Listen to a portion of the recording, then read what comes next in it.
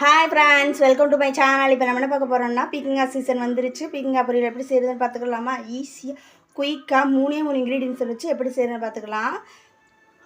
அடுப்பில் சட்டி வச்சாச்சு, சட்டி காயட்டும். இப்போ நல்லா சட்டி காய்ஞ்சிருச்சு. இப்போ சட்டியில் எண்ணெய் ஊற்றிக்கிறோம். 2 டேபிள் ஸ்பூன் அளவுக்கு ஊற்றிக்கிறோம்.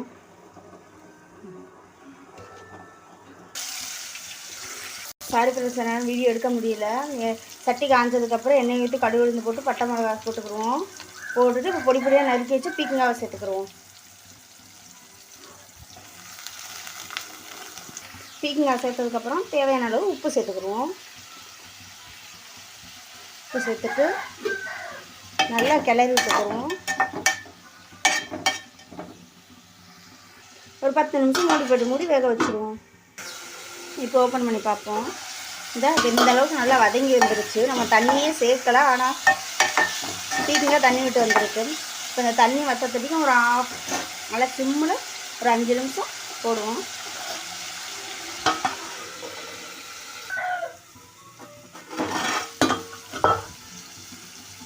இப்போ பாருங்கள், நல்லா இந்த அளவுக்கு நல்லா வதங்கி வந்துருச்சு. இதை சுட சுட சாதத்தில் வச்சு பெரட்டி சாப்பிட்டா சூப்பராக இருக்கும். இதே மாதிரி உங்கள் வீட்டில் எங்கே ட்ரை பண்ணி பாருங்கள். ஜஸ்ட் வெறும் 3 இன்க்ரீடியன்ஸ் வச்சு பண்ணியிருக்கேன். சூப்பராக இருக்கும். மறக்காமல் லைக் பண்ணுங்கள், ஷேர் பண்ணுங்கள், சப்ஸ்கிரைப் பண்ணுங்கள். நம்ம அடுத்த வீடியோவில் பார்ப்போம். டாடா பாய்.